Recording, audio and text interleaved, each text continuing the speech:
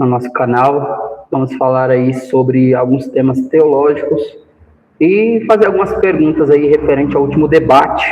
No último debate que tivemos, falamos aí sobre a doutrina da iminência, né, que é defendida pelos pré-tribulacionistas. E nesta oportunidade estava conosco o servo de Deus que está aqui já se preparando, se munindo, pastor Adriel. Salve os irmãos aí. Pai do Senhor Jesus, meus amados irmãos, é uma honra estar aqui mais uma vez, fazendo parte aqui desse debate aqui, escatológico, na verdade, nessa mesa aqui de comunicações sobre a escatologia, né? Eu espero que você compartilhe esse vídeo, porque nós vamos falar muita coisa boa aqui acerca da palavra de Deus, muitas perguntas. E já para iniciar, eu quero entrar num ponto que a gente estávamos falando aqui sobre a questão de Israel ser a figueira, né? De Israel ser a figueira, conforme Mateus 24, a partir do verso 32. Jesus ele fala que a geração da figueira ela não passaria, né? E pode abrir muita margem para muito pensamento, né? Igual o pastor conhecido, que muita gente conhece, pregador dos Gideões, qual tenho respeito, já sentei para estudar com ele. Pastor Napoleão Falcão, ele diz que a figueira brotou em 1948, certo? Ele diz isso, que ela brotou, e baseado no que Jesus falou sobre não passará essa geração, muitos teólogos como ele, configura que a partir do ano de 1948 começou a contar essa geração. E quanto tempo dura uma geração? Muitos vão falar que dura de 80, 60 ou até 120 anos, né? Faz a conta desde o tempo lá de Moisés até os nossos tempos, conforme Deus foi estabelecendo ali os tempos de vivência do homem. No entanto, há um consenso comum de que seria 80 anos, se for fazer essa conta. Então, começando de 1948, daria a conta final de 1948 até os nossos dias, daria em 2028. A polêmica rolou na internet. Quando será a volta de Jesus? Será em 2028? Será que Napoleão Ribeiro Falcão deu data para a volta de Jesus? E aí, pastor Adriel, o que você tem a dizer sobre essa fala? Você acha que é equivocada? Tendo em consideração a pessoa que falou isso? Ele não afirmou, no vídeo eu não vi ele afirmando, ele só falou pro povo, faz as contas. Ele deu um comportamento, né? Ele falou uma igreja conhecida, a de Perus, né? A igreja conhecida, né? Na verdade, eu nem vi muito por cima, só os cortes em si, né? E, na verdade, ele apontou apenas que está próximo, né? Eu creio dessa forma. Pastor Napoleão Falcão, um homem de Deus, que tem total respeito do que a gente tem por ele, um carinho imenso. Mas, todavia, a gente compreende que, apesar de ter os sinais gerais descritos ali em Mateus 24, no sermão profético do Senhor Jesus Cristo, nos seus últimos dias antes da crucificação, todavia a gente compreende que, pela doutrina do arrebatamento, da escatologia, a gente compreende que o arrebatamento é iminente, né? Pode acontecer a qualquer momento, qualquer hora, e a gente tem que estar pronto, apesar de ter falado sobre uma certa data, né, aproximadamente. Na verdade, isso não é garantia, né, biblicamente falando, não é nenhuma garantia. Mas, todavia, a gente compreende que são formas diferentes de interpretação, e eu não compreendo também que a figueira... Isso está muito ligado também, Varão, à ortodoxia, né? Eu acho que o lado que fala para não dar essas previsões, não contar... Sim. A escatologia fala sobre números. Ela fala sobre porque, tipo assim, pastor Rodrigo, é interessante que o pastor Napoleão Falcão ele já é da escatologia mais clássica, né? Mais tradicional. Todavia, a gente vê que, por ser assim, um escatólico, que é o pastor Napoleão, sempre as mensagens dele é escatólica, né? Geralmente, sempre. Então, foi mais uma tentativa ali de compreensão da palavra do Senhor que ele... Mas é um consenso comum. Doutor Alderino Nelson Rocha, entre outros pregadores, já vi pregando isso, Júnior Trovão. Colocando data, sim? Não colocando a data, né? Eles fazem essa interpretação, mas não conseguem... Na verdade, não é que eles dão data, porque ninguém sabe o dia e ninguém sabe a hora, certo? Mas a Bíblia abre essa margem ali na questão da geração, quando se fala na geração. Então, aquela geração seria o quê? Uma geração de 7 anos só, que visse ali os últimos 7 anos da Terra? Isso aí eu sei que o senhor concorda. Que quando chegar ali os últimos 7 anos, é 3 anos e meio de falsa paz, 3 anos e meio de grande tribulação. Então, esse é o número exato que está na Bíblia, e não há discordância no meio teológico, né, acadêmico. Todavia, eu creio, na minha visão também, eu não creio que Jesus estaria falando que seria uma geração de 7 anos, certo? Quando Jesus fala, porque ele trabalha com datas. Ali Jesus trabalha com datas, ninguém sabe dia, né? A linguagem dele, ninguém sabe hora, certo? Ele tá falando de data. Só que ele abre a margem para a geração, mas não passará aquela geração. Então aí fica a pergunta. É porque, tipo assim, são 3 vertentes de Mateus 24, né? Alguns vão compreender que a igreja está inserida do versículo 4 até o versículo de número 8, influenciado pelo teólogo Champes, estudioso da teologia sistemática. Ou você vai compreender que a igreja está inserida do versículo 4 até o versículo de número 14, né, que são os que foram influenciados pelo Scofield, até a Bíblia Scofield que existe hoje, muito boa. Dispensacionalista, né? Isso.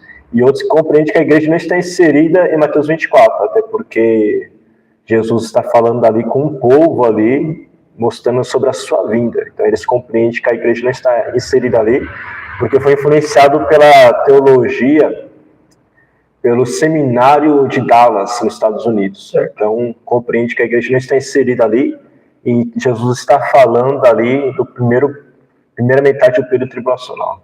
Então tem 3 vertentes. Aí no caso o senhor está dizendo sobre o princípio de dores. Isso, né? princípio de dores. É porque, biblicamente falando, desde o verso 3, né? O verso 3 é a pergunta dos discípulos, né?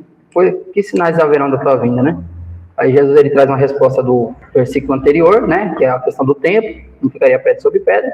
E também fala sobre o futuro, né? Que é o sinal do fim, conforme foi perguntado. Sinal da vinda de Cristo. Mas ali, quando Jesus fala dos sinais, eu creio que não está relacionado só àqueles sinais do princípio de dores. Eu creio que está ligado também a partir do verso 15 também em diante. Isso, com certeza. Então, ou seja, do verso de número 3 até o verso de número 31, são sinais. Jesus começa a falar sinal por sinal, né? Ele começa a falar, vai acontecer isso. E a gente vê que esses sinais realmente tem tais que se cumprem lá no livro do Apocalipse. Né? Quando Jesus fala que o céu vai se enrolar como pergaminho, lá no livro do Apocalipse também está escrito isso. O céu vai se escurecer, não vai dar a sua luz nem sua claridade. Lá no Apocalipse 6, verso 12, também está escrito, isso é uma verdade. Ou seja, tem cumprimento profético no tempo da grande tribulação. Só que não se limita só a isso. Então, ou seja, do verso 3 até o verso 31 são sinais. Quando ele inicia o 32, ele vai trazer um exemplo de tudo que ele falou, né? Então, assim, se a gente for pontuar e escrever sinal por sinal ali do que ele falou, aí dá um estudo bom, e isso nos traz uma base sólida para poder falar o que vai falar. E eu creio que esses, mais ou menos aí, 29 versículos que Jesus cita só de sinais, eu creio que não daria só para 7 anos. Não daria só para 7 anos. Agora, a gente tem que respeitar as linhas de interpretação, né? Tem gente que fala que nós sempre estamos vivendo em princípio de dores. Aí, na verdade, o princípio de dores, a gente vê que no Antigo Testamento já não é algo novo que Jesus usou ali, né? Não é um método novo. Mas é uma aplicação profética. Sim. Que está lá, o profeta está aplicando algo que vai acontecer no tempo. Exatamente. Não é que estava acontecendo lá. Então, a gente vê ali em Oséias, Jeremias, que isso era algo profético que ia acontecer isso. E Jesus vai usar algo, não é algo novo que Jesus vai usar. Interessante que Jesus vai trazer sobre isso, na linha de interpretação, a terceira que eu citei aqui, que a igreja não está inserida nisso, porque Jesus está trazendo esse princípio de dores até o fim da grande tribulação ali, seria todos os sinais, e alguns interpretam que na metade ali, que é o princípio de dores, a igreja vai passar. Algumas vertentes compreendem. Fala olhando para a câmera lá, que eu só vou pegar a Bíblia e você vai ficar com o irmão. Então, algumas vertentes compreendem que a igreja vai passar por esse período, que é o período chamado o princípio de dores. Outros já compreendem que não. Se os irmãos pegar as vossas Bíblias, colocar em Apocalipse capítulo de número 6 e abrir em Mateus 24, a gente vê que todos os selos ali, que é Apocalipse capítulo número 6, está inserido em Mateus 24. Então, a terceira vertente compreende que a igreja não está inserida, até porque a igreja era um mistério. Quando Jesus vai falar da igreja, ele fala da igreja em Mateus 16, é a primeira vez que Jesus cita e menciona a igreja. A igreja era um mistério. A igreja vai ser inaugurada, Atos capítulo de número 2, no dia de Pentecostes. Então Jesus está trazendo ali sobre a vinda dele, não sobre arrebatamento, até porque os apóstolos naquele momento não conheciam nada a respeito do arrebatamento. Foi uma doutrina revelada para o apóstolo Paulo. A gente vê que o apóstolo Paulo domina muito o assunto sobre o arrebatamento, sobre esse mistério. Foi revelado para o apóstolo Paulo, a igreja, os apóstolos não conheciam nada referente ao arrebatamento. Então Jesus está trazendo resposta da pergunta deles, que é a sua vinda. Essa sua vinda é a vinda final de Cristo, onde vai se acontecer em Apocalipse 19, versículo 11, no final do período tribulacional. Meu irmão, a gente trabalha esse assunto já tem um tempo, né? A gente gosta de escatologia, estuda a palavra. Então, eu aprendi assim, por isso eu defendi o princípio de dores, no caso antes dos 7 anos, para mim são sinais. E dentro de uma compreensão básica, científica, a gente vê como experiência que o princípio de dores de um parto de uma mulher que vai gerar, começa talvez no 8º mês, ou seja, não é no 9º mês, né? Sim. As contrações, ela já começa a sentir ali que o bebê já entra na parte certa para poder, né, ter a gestação ali.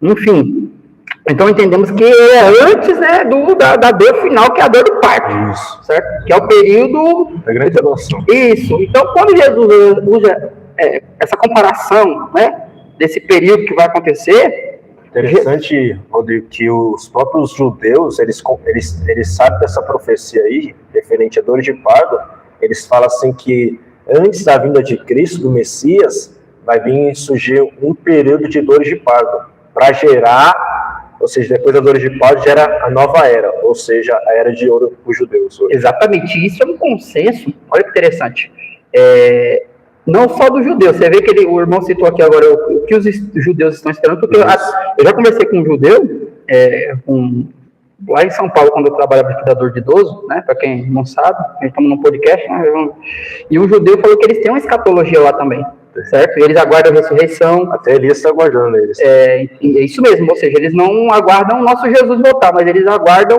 o Messias para eles que não veio ainda, né, porque não creram em Jesus. Então, eles não creem em Jesus de jeito nenhum, mas isso é um assunto para outra hora.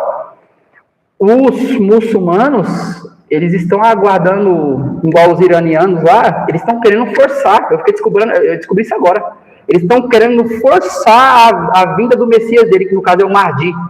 Eles estão querendo forçar. Para eles, igual nós temos a nossa ideia, né, alguns cristãos têm essa interpretação de que se eles pregarem no mundo todo, Jesus volta, né? Ou seja, ele quer forçar a vinda de Jesus. E tem um texto que fala sobre isso, né, apressando a vinda do Senhor, lá em 2 Pedro. E aí o pessoal pega para essas doutrinas aí, enfim, mas não vou entrar nessa questão. E lá em Israel, a guarda revolucionária, os religiosos da religião islâmica, né, não estou falando dos iranianos só, mas eles estão querendo fazer isso, provocar a vinda desse Mahdi, dessa profecia. Agora a gente vê que no consenso, numa questão global, a crença que tem que algo mudar nesse tempo que nós estamos vivendo. É tão verdade isso que todas as religiões, seja o cristianismo está aguardando, seja os muçulmanos estão aguardando, os judeus também estão aguardando, as maiores religiões do mundo estão aguardando. E o mundo está aguardando também, né, o anticristo. E o mundo está aguardando alguém para resolver os problemas, ou seja, como o senhor falou, o início de uma nova era. E eu creio que nas entrelinhas Deus tá regendo isso, sabia? Sim. Porque ele está no controle de tudo. Controle soberano. Interessante, pastor Rodrigo, que essa nova era para nós na escatologia é a era messiânica de Cristo. Né? Interessante que muitos judeus compreendem assim, que vai passar por um período de dores de parto até a volta do Messias. Na verdade, a primeira volta do Messias para eles, né? Tem uns que estudam a Bíblia bem, uns judeus que eles são bons, né? Tem uns que falam só por ego, né? A gente tem a melhor interpretação, a gente tem a Torá oral, nós tem o Talmud oral, a gente é melhor na interpretação, mas tem uns que é só por ego, mas tem uns que interpretam bem. E se eles interpretam bem, eles vão ver no livro de Isaías, isso aí que o senhor falou. Está escrito, como o senhor mesmo citou, em Oséias, essa linguagem, Jeremias, Sofonias, Joel, Zacarias, né? Sim. O próprio Moisés anunciou a vinda do Messias, só que não veio ainda, então eles estão aguardando, né? Eles estão aguardando, então o mundo está aguardando esse acontecimento profético. Imagina o Messias, o anticristo, né? Porque o próprio Cristo disse, né? Quando vier no próprio nome, vocês vão aceitar aí. Porque a princípio eles vão compreender que o anticristo é o Messias. Né? Até porque a palavra anticristo se refere a isso, né? O imitador de Cristo, né? Verdade. Aí tem um ponto importante que eu quero trabalhar aqui. Agora nós vamos partir com um debate. Eu e ele aqui agora concernente essa questão do princípio de dores. O senhor compreende? Não, é sério, pacificamente a gente tem uma amizade aqui, e é só nessa ideia, porque eu aprendi dessa forma, inclusive eu tenho até um curso, um seminário de escatologia, e no curso eu estava reassistindo a aula, e tem fundamentação para aquilo que eu defendi no debate, sobre a questão do por que eu afirmo, né? Por que eu afirmo? Eu tenho um texto aqui que eu vou mostrar. Você até colocou, né, no seu curso aí, se defendendo o princípio de dores que a igreja está vivendo agora. Exatamente. É isso mesmo. Então, assim, mas eu tenho uma fundamentação, e é essa fundamentação que eu vou trabalhar aqui, baseado no livro de Isaías, no capítulo 26. Mas antes de tudo, eu quero saber a sua visão. Antes de a gente entrar nos textos, nós vamos fazer uma exegese aqui entre amigos, certo? Sim. Uma exegese entre amigos aqui. Se o senhor discordar, é debate, é normal. Sim. E mesmo que se não fosse debate, eu não tenho um problema nenhum em alguém me corrigir se eu estiver errado, certo? Se eu não tiver, amém. Se não quiser aceitar, amém, nós não vai brigar por causa também disso. Eu defendo a escola de escatologia dispensacionista, pré-tribulacionista, revisado. Ele é o mais clássico, é o mais tradicional. E a maioria, a gente estuda a história que os clássicos virou revisado, né? Porque a gente sabe que a teologia em si, ela não se fecha em uma caixa, né? Ela vai adquirindo mais conhecimento, vai tendo mais discernimento, vai sendo aperfeiçoado. E nós que somos dispensacionista, revisado, pré-tribulacionista, a gente compreende que a igreja não está inserida em Mateus 24, mas é algo profético para o período tribulacional. Então, o princípio de dores, né, são coisas correligadas ao princípio tribulacional. Interessante que sinais gerais sempre aconteceu. A gente sabe muito bem que desde o Antigo Testamento teve fome, teve guerra, né? Então são sinais gerais. Mas os sinais proféticos, os princípios de dores, são algo correntes. Está ligado ao período tribulacional. E a gente sabe que a princípio, Apocalipse capítulo de número 6, a gente vê uma base ali. Você pega a sua Bíblia, Apocalipse capítulo número 6, e faz uma comparação com Mateus 24, a partir do versículo 4. Você vai ver ali que são tudo ligado ali. Apocalipse capítulo número 6 vai falar do anticristo, um falso Messias, e Jesus vai dizer em Mateus 24, para que ninguém vos seduz, para que ninguém vos engane, já apontando para o anticristo. Jesus também vai falar de fome, vai falar de guerra, vai falar de outros sinais, de pestes, do aumento da maldade. Isso vai desenfrear totalmente o período tribulacional. Sabemos muito bem que o período tribulacional, tudo que está coligado em Mateus 24 é o que vai acontecer no período tribulacional. Então, nós compreendemos que a igreja não está inserida em Mateus 24, até porque a igreja era um mistério, foi proferida em Cesareia de Filipe em Mateus 16 e nasceu em Atos, capítulo de número 12, no dia de Pentecostes, foi a inauguração da igreja do Senhor. Então, Jesus está falando sobre a sua vinda e sinais da sua vinda, e a vinda que os apóstolos ali que estavam aqui perguntaram, a vinda que eles esperavam era o arrebatamento, porque o arrebatamento foi revelado para o apóstolo Paulo, e eles em si não conheciam sobre a doutrina do arrebatamento. Então, é sobre a vinda que eles aguardavam, era a vinda do reino literal de Cristo, até porque todo judeu, eles aguardam o reino literal de Cristo. O próprio Cristo, a gente vê que Cristo vai mudar nos seus últimos dias, antes de ser crucificado, a mensagem. Ele fala que o reino estava próximo, João Batista vai dizer que o reino de Deus está próximo, mas Jesus vai mudar a mensagem porque o próprio judeu adiantou o reino de Cristo, rejeitou o Messias. Então, para a gente resumir aqui, eu vou trazer a minha explicação, ele introduziu a dele, mas só para fundamentar aqui então o debate. Então, quer dizer que o senhor acredita que Mateus 24, a igreja não está... A igreja não está inserida. E Mateus 24 ali representa, então, fazendo uma comparação, representa... Período tribulacional, ou seja, depois do arrebatamento da igreja. Isso. Então, para ele, o princípio de dores é depois do arrebatamento, ou seja, o que nós estamos vivendo agora não caracteriza... São os sinais gerais que sempre aconteceu na história, está acontecendo e vai continuar acontecendo, intensificando para o princípio de dores. Certo. Então, o princípio de dores para ele, né, do que ele afirmou, está ligado ao período tribulacional depois do arrebatamento da igreja. Mateus 24. Todavia, vou apresentar aqui a minha visão. Isso é um debate, é bom para conhecimento, certo? E não é para a glória de quem está ensinando, é de quem está falando. Certo? Mateus 24, Jesus ele foi perguntado, né, dos sinais. Vamos ler aqui só para o versículo 3. No Monte das Oliveiras achava-se Jesus assentado. Quando se aproximaram dele os seus discípulos em particular, lhe perguntaram: dize-nos, quando sucederão estas coisas? E que sinal haverá da tua vinda e da consumação do século? Perceba aqui que tem 3 perguntas, né? Três aqui dentro da... 3 é no português, mas 2 no original. No original, sim. Mas eu vou explicar por quê, eu acredito ser 3. Dize-nos quando sucederão essas coisas, né? Estamos no versículo 3. Dize-nos quando sucederão essas coisas. Aqui, que coisas? O texto começou aqui? Não começou. Essas coisas ele está falando sobre o templo, né? O templo que os discípulos perguntaram para ele no verso de número 1 e 2, né? Tendo Jesus saído do templo, ia se retirando quando se aproximaram-se dele os seus discípulos para lhe mostrar as construções do templo. E ele, porém, lhe disse: não vejo tudo isso, em verdade vos digo que não ficará aqui pedra sobre pedra. Aí veio a pergunta: quando sucederão essas coisas? Está ligado a pergunta, a curiosidade dos discípulos de quando seria destruído o templo, né? Aí Jesus ele já vai trazer uma resposta sobre isso já na frente. Aí vamos lá, verso 3. Em que sinais haverá da tua vinda e da consumação do século, né? Que parece 2 perguntas. Parece 2 perguntas dentro desse texto, mas como o senhor falou... Parece. Porque é que sinais haverá da tua vinda e da consumação do século. Se os irmãos pesquisar aí no original, no grego, aí vocês vão compreender que são apenas 2 só. 2, né? Certo. Mas enfim, está relacionado aqui sinal que haverá da sua vinda e do fim. É isso. Não tem muito o que falar. E lhe respondeu: vede que ninguém vos engane, porque virão muitos em meu nome, dizendo: eu sou o Cristo, enganarão a muitos. Certamente ouvirei falar de guerra, rumores de guerra. É necessário que tudo isso aconteça, mas não é o fim, certo? Vamos para o verso de número 8. Porém, tudo isso é princípio de dores, ou seja, não é o fim ainda de todos esses acontecimentos. Guerra, rumor de guerra,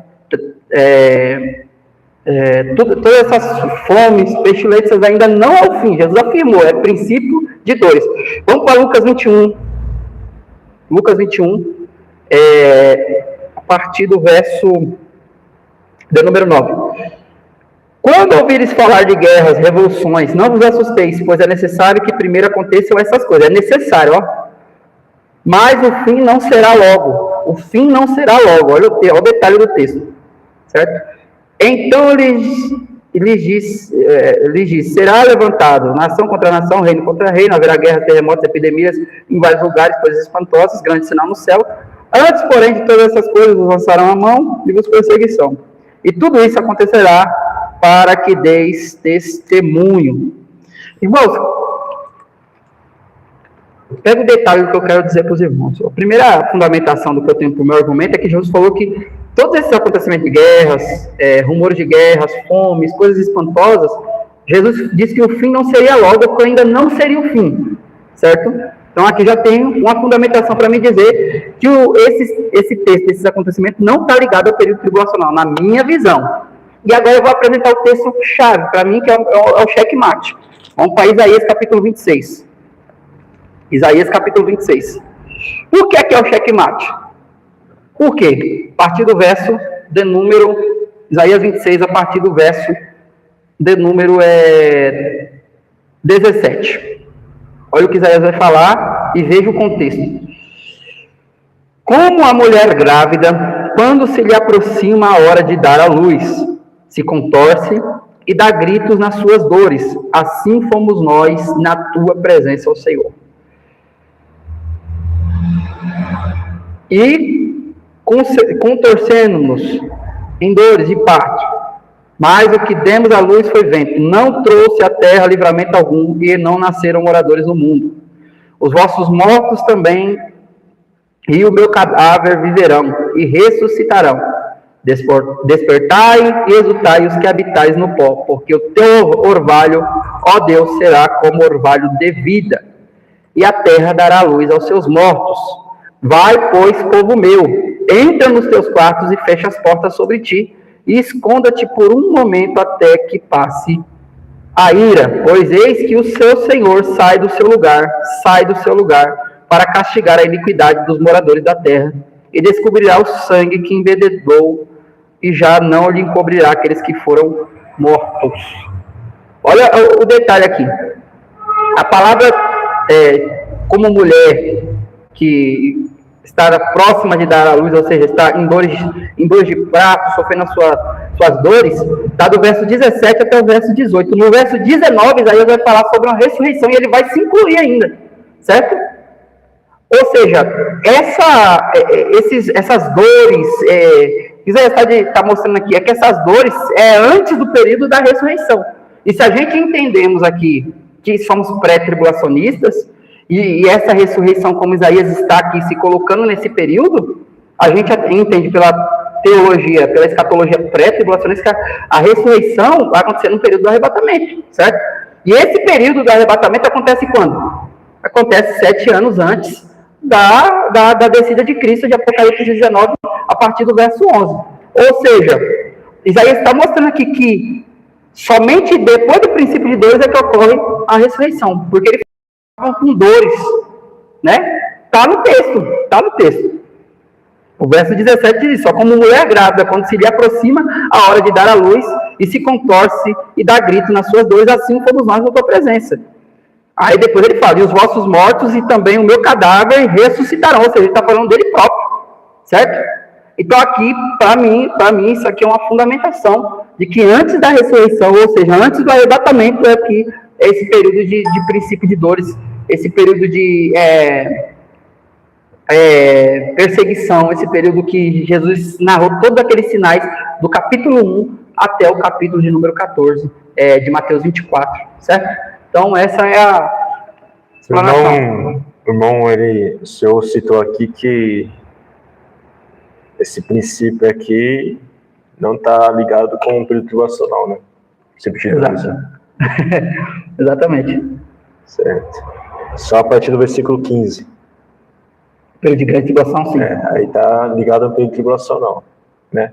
O do 15 em diante está ligado ao período tribulacional, os últimos 3 anos e meio. Certo. Os últimos 3 anos e meio. Indo que o versículo 4 até o 14 é nos primeiros 3 anos e meio, né?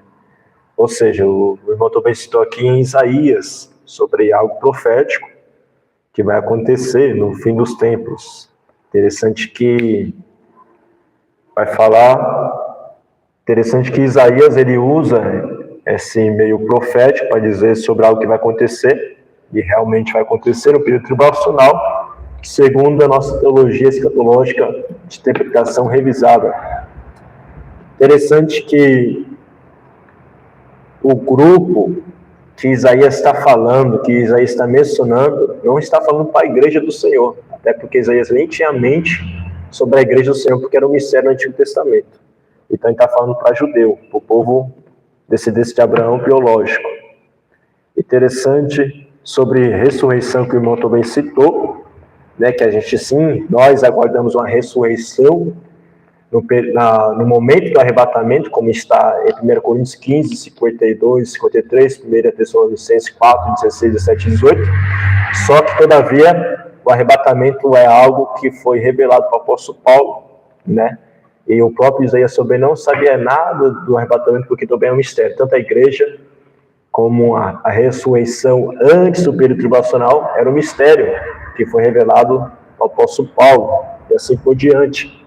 Então, o profeta Isaías está falando sobre ressurreição. Está falando sobre ressurreição, e nós compreendemos que o judeu aguarda a ressurreição. E qual momento que o judeu aguarda a ressurreição? No final do período tribulacional. Por exemplo, Apocalipse, capítulo de número 20, nós sabemos muito bem que muitos judeus que vão se entregar a Cristo, né, que vão receber Cristo no período tribulacional, que vão se converter, eles vão ressuscitar, não no arrebatamento, porque o arrebatamento foi antes, porque o arrebatamento é para a igreja, mas vai ressuscitar. Fica uma pergunta aqui. No final do período tribulacional. Então, para o senhor, dentro da escatologia revisada, o senhor acredita que o judeu do Antigo Testamento, como Isaías, Jeremias, não vai ser arrebatado juntamente com Abraão, Isaac, Jacó, José, Adão. Nenhum ressuscita quando a igreja for arrebatada. A gente tem duas linhas de interpretação referente a isso. Mas o que o senhor acredita no debate? Vou mostrar as duas linhas para os irmãos compreenderem. Tem duas linhas de interpretação referente ao arrebatamento da igreja. Mesmo que os santos do Antigo Testamento foram salvos pela fé no Messias que viria. Mas eu compreendo que o arrebatamento é somente a igreja do Senhor. Mas, pastor Adriano, então vamos lá. O apóstolo Paulo, ele traz uma doutrina escatológica acerca do estado intermediário. Um povo que estava lá. E que povo era esse? Ali não tinha igreja. Certo? Esse povo foi para o paraíso. Isso. Até é verdade que o próprio ladrão da cruz, sendo ladrão, judeu, ele também foi ao paraíso. Certo? Quando a gente vai para 1 Tessalonicenses, o próprio Paulo fala, né? Aí ele usa realmente essa palavra. Aqueles que morreram em Cristo ressuscitarão primeiro. E aqueles que dormem no Senhor, a Bíblia fala que ele vai tornar a trazer com ele. Certo? Ou seja, esses que dormem no Senhor só faz referência para o Senhor, no caso, nessa interpretação. Então, ele vai deixar um grupo lá no paraíso, né, o grupo do Antigo Testamento, e fala, vocês aqui do Novo Testamento para cá, vem, vamos descer para ser ressuscitados. Você está citando dessa forma, né? Não, porque assim, será que existe dois compartimentos? É porque nós compreendemos assim, pastor Rodrigo, que o evento do arrebatamento é só para a igreja do Senhor. Certo, mas igual a interpretação. Por exemplo, os santos do Antigo Testamento, que morreram em Cristo, que morreram no Messias, os santos do Antigo Testamento, ele é a igreja do Senhor? Os santos do Antigo Testamento? Morreu, está no paraíso hoje, ele é a igreja do Senhor? Que está no paraíso hoje, está reunido com Cristo. Mas é a igreja do Senhor? Olha, esse termo, eu não vou poder afirmar se é a igreja ou não, porque a igreja realmente foi instituída, né? A igreja, aí, por exemplo, a igreja não é tribo, né? Igual alguns querem fazer a igreja de tribo, tocar chofar, guardar o sapo, a igreja também não é tribo. Só que as coisas mudaram, né? Houve uma mudança. Todavia, o judeu que vem de lá para cá vira cristão. Certo? Então, por exemplo, vamos lá. O judeu que vem. Agora, a gente entrar nesses pormenores. Não, é porque a compreender a minha interpretação, a gente tem que ter essas perguntas. O judeu, o povo israelita que vai se converter no período tribulacional, ele é a igreja?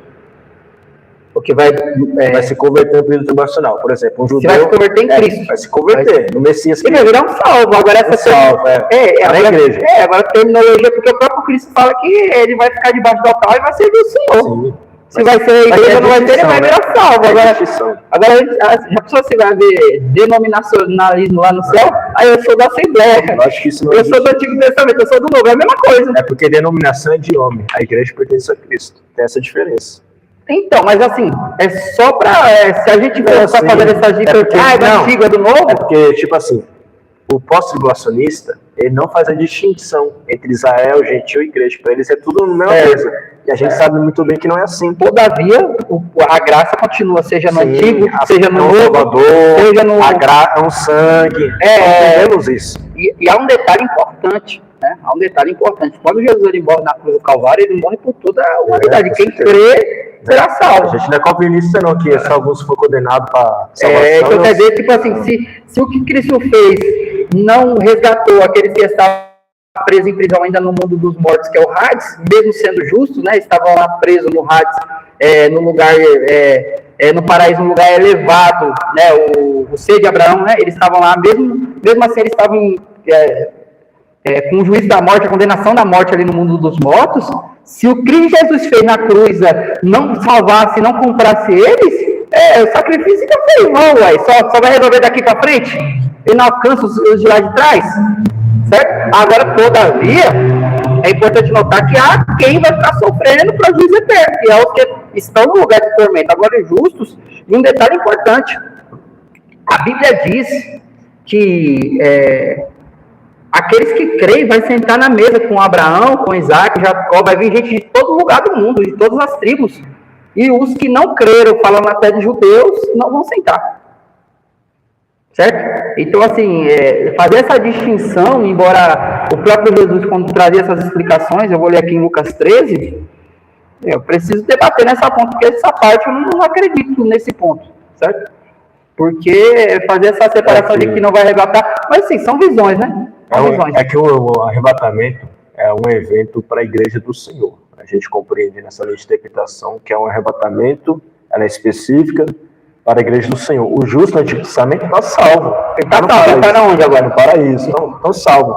E vão de ressuscitar depois só. Vão ressuscitar no final do período tribulacional, juntamente com os mártires. Aí, tipo assim, dentro desse entendimento, não é brincadeira não, mas é até sarcástico um pouco a gente falar isso, mas então, quer dizer, na hora do arrebatamento, né, na hora de chegar a hora ali, que Jesus foi arrebatar 7 anos antes. Os que morreram em Cristo. Aí, você quer a igreja, depois da cruz, vocês vêm comigo. Não, e você... na verdade, Deus não precisa fazer pergunta, Deus é onisciente. Né? Mas é tipo isso. Não, mas eu tô trazendo uma explicação. Então, quer dizer que uns vão ficar lá e os outros vão ir. A pergunta que eu faço para o senhor, então, é simples. O judeu que vai se converter ao Messias, no período tribulacional, é a igreja? Irmão, eles são salvos. Para mim, eles são salvos. Se é a igreja, se não é, eles são salvos. Por quê? E um detalhe importante. Existe algo chamado livro da vida, do Cordeiro. E existe muitos que estão escritos lá, inclusive o próprio Daniel vai usar isso no Daniel capítulo 12, tá? Os que não aceitarem a marca da besta, né? E que estarão no livro da vida do Cordeiro, né? Então, assim, é sempre pela fé em Jesus. Se é igreja, se é tribo, se é do templo, da sacerdotal, não importa. O importante é estar escrito no livro da vida do Cordeiro. Só ele sabe concernente salvação. É só ele que pode determinar quem vai estar e quem não vai estar. Se é tribo, se é judeu, se não é. Agora, assim, a gente está trabalhando num ponto aqui, eu vou respeitar o outro lado, certo? Eu vou respeitar o outro lado. Sou um pouco incisivo naquilo que fala, porque tem coisa que foge do nexo. Mas eu não deixo de acreditar que os judeus não vão ressuscitar no arrebatamento, porque para mim fica mais claro isso. E entender que Jesus vai deixar um povo e o outro não vai. Para quem vai ter o debaixo do trono, então, depois? As almas que morreram na grande tribulação vão ficar ali aguardando. Vão ficar aguardando. Por que elas vão ficar aguardando? Você vê que os mártires que vão morrer no período de tribulação, Apocalipse 6, eles vão ficar aguardando num paraíso também, né? Não fala paraíso lá. É que o Baixo Hotel a gente compreende aqui que é paraíso, né? Eu não. Baixo Hotel onde estão? Onde que é o debaixo do altar, literalmente. Debaixo do altar ali é um compartimento da Nova Jerusalém. Compartimento da Nova Jerusalém. Então, por exemplo, você vê que são linhas de interpretações diferentes. Se a gente falar que os santos do Antigo Testamento, hoje, já que eles são, os santos que morreram no Antigo Testamento, por exemplo, eles morreram e estão no paraíso. Nós concordamos nisso. O cristão... Só que uns vão ficar e os outros vão descer. Só que o cristão, no tempo atual, se ele morreu em Cristo Jesus, ele está no mesmo lugar, certo? Só que a gente não compreende que os santos do Antigo Testamento, eles são a igreja do Senhor, juntamente com a igreja do Senhor. Mas... Se eu falar para você, Daniel, a gente vê que tem essa distinção. Daniel, no arrebatamento também tem essa distinção. Os que morreram no Antigo Testamento, os que morreram no período tribulacional, por exemplo, um judeu que morre, ele morre na fé em Cristo, mas ele não se torna a igreja do Senhor. E assim, tem aquela interpretação de que eles são salvos porque cria no Messias que viria, né? Sempre a salvação por intermédio de Jesus e a graça. A graça. Certo? Exatamente. Então quem defende isso, meus irmãos, para não pensar que é algo na minha cabeça, algo no meu tipo, quem defende isso é o pastor Juliano Flávio, o pastor Ivan Soares, são homens que defendem isso que eu estou falando aqui, tá bom? Porque senão os irmãos vão pensar, tá coisa da cabeça do irmão, né? Assim, são linhas de interpretação escatológica, né? Por isso que é bom citar o nome da pessoa. Nós somos irmãos em Cristo Jesus, só que eu não compreendo essa visão, não. É uma visão dele, né? A gente está no debate aqui. Se pesquisar lá o pastor Juliano Fraga falando sobre o assunto, o pastor Ivan Soares, escatólogo, nessa escatologia, ele vai defender essa ideia que eu estou trazendo aqui. Que só vai ser arrebatado, que só vai ressuscitar, na verdade, os santos que morreram no Antigo Testamento no final do período tribulacional. Eles compreendem dessa forma, essa forma que a gente aprende também nas faculdades, a qual eles mesmos licenciam, e a gente compreende assim, da forma. Mas eu não descarto também, de forma alguma, desrespeitando os outros irmãos que compreendem que todos vão se arrebatar juntamente ali com a igreja do Senhor. O meu texto aqui é a Bíblia. Daniel 12. O texto diz assim: Neste tempo se levantará Miguel, grande príncipe, defensor dos filhos de Israel, do teu povo. E haverá um tempo de angústia, qual nunca houve, desde que houve nação, até aquele tempo. Mas naquele tempo será salvo o teu povo, todo aquele que for achado escrito no livro. Teu povo. Muitos do que dormem no pó da terra ressuscitarão, um para a vida eterna e outros para a vergonha e horror eterno. Certo? O teu povo será salvo. Né? Aí, esse texto aqui é a mesma coisa lá do Apocalipse 3:10, né? Eu vou te guardar da hora da tribulação. E aí? Esse povo vai ser salvo. Vai ser salvo naquele tempo. É um tempo de angústia, mas ele vai ser salvo. Salvo o quê? É livramento do tempo ou vai passar pelo tempo? O teu povo aqui faz referência ao povo de Israel, certo? Mas e aí? Será que está falando só para judeus? A pergunta? Será que está falando só para judeus? Aqui eu estou trabalhando aqui, eu não vou afirmar nada aqui não. Só que aqui fala que o povo que está escrito no livro da vida, né? E esse livro da vida aqui, será que existe um livro da vida para os judeus e outro livro para a igreja? É porque a gente compreende assim, como Daniel estava Não, mas será que existe um livro da vida? Eu estou fazendo uma pergunta aqui, eu estou tentando entender junto com o irmão essa parte aqui. Esse texto aqui. Eu compreendo que é só o povo judeu. Aqui é só o povo judeu, mas quando fala desse livro da vida, que eles estão escritos, aqui tem algo, já é profundo já, falar sobre o livro da vida. Será que existe 2 livros da vida, um para a igreja e outro para judeu? Porque lá em Apocalipse, no capítulo 13, o anjo também vai citar o livro da vida. Do Cordeiro, né? Que é do Cordeiro. Aqui ele não fala do Cordeiro, porque a revelação é progressiva. Sim. Mas eu creio que não tem 2 livros da vida. Eu já vou dar na minha opinião. E para você, tem 2 ou não? Eu compreendo que, na verdade... Só tem 1 ou não? Ou 2? Essa parte de livro aí, eu não acredito que Deus vai abrir um livro lá naquele grande dia, tanto no juízo final, Deus vai abrir um livro lá e falar, citar os nomes lá. Certo, é só um relatório, irmão. É a onisciência de Deus. É só um relatório, mas...